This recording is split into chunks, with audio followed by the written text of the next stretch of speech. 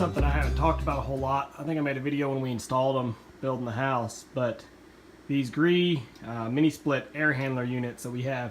So we have two of these. We've got one here and then one, well, you're not going to see it. It's on the back wall above the back door. That condition this whole downstairs space. They've got their own condensing unit outside, so they're separate from the upstairs unit.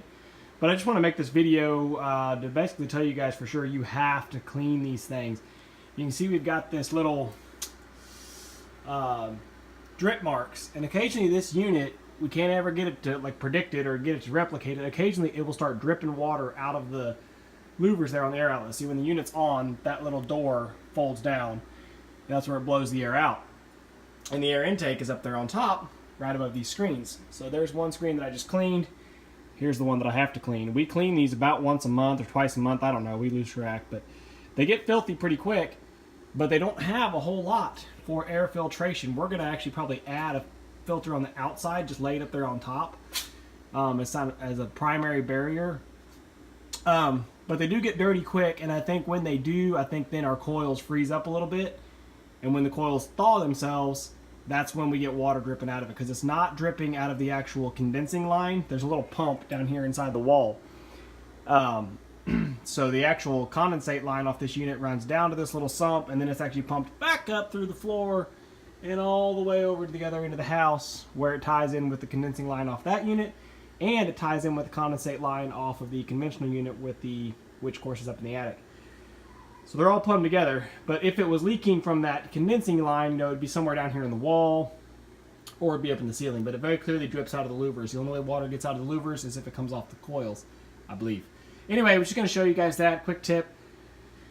We installed these units because eventually this is going to be a garage space with an apartment upstairs, and we didn't want to have a garage and a living space on the same air system for, you know, car exhaust or any other fumes that might be in the garage. So we installed these downstairs as a separate unit. They're doing okay. If we can just get past the dripping issue, they're doing fine. So one other recommendation from our HVAC guy that put them in was, he said, well, they're really not meant to have 2 or 3 in the same space. So these two, if they're not set on the same temperature, they can battle with each other. Here's the other one over here. They could potentially battle with each other if they're not set on the same temperature. One might be cooler than the other one and cause condensation on it. Who knows? I think it's just because they get a little froze up and then thaw out. That's my guess. So to prevent that, I'm going to clean them. But they're not bad. They're working for what we need them to do. Just wanted to mention you have to keep them clean. There we go. That's much better. Doesn't take 10 seconds with a vacuum. Just clean them off. And then we'll slip back up here. Maybe I can show you guys how we do this. Of course, I've got to get a ladder because we mounted up high on the wall. But it just fits in these little grooves here. And then work it up and around. Oh, sorry. Just slide it up and around. Make sure your tabs are all in. Boom. Close it down, and then the unit itself is actually got a remote. Got a remote. Power it on. It says it's at 77 because that's the air temperature, but then you see it drop to 74. That's the set temperature.